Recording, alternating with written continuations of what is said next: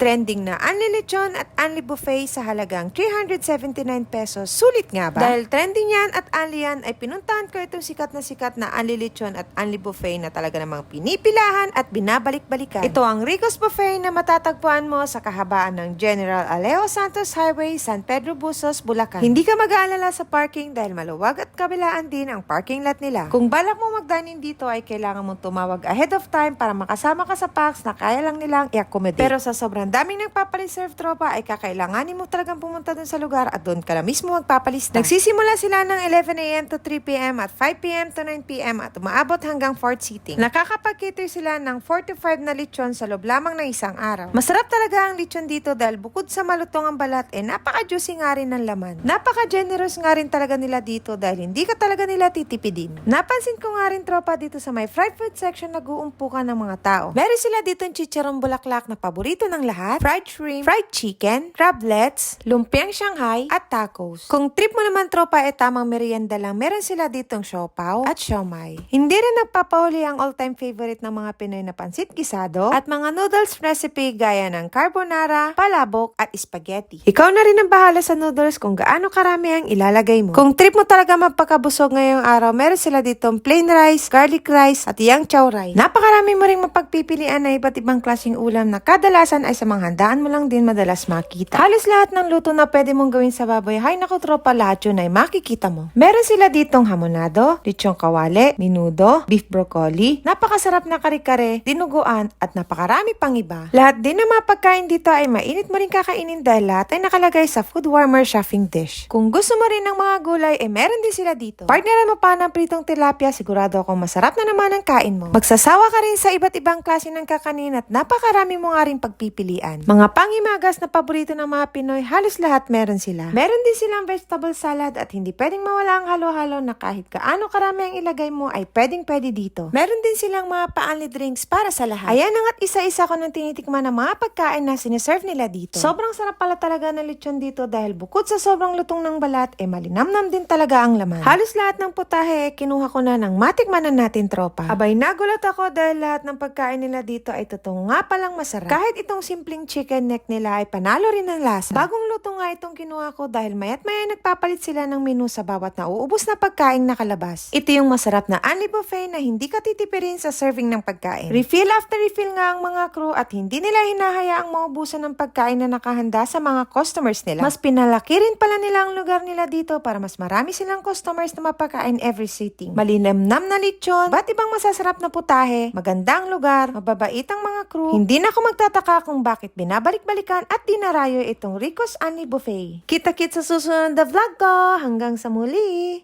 Bye tropa!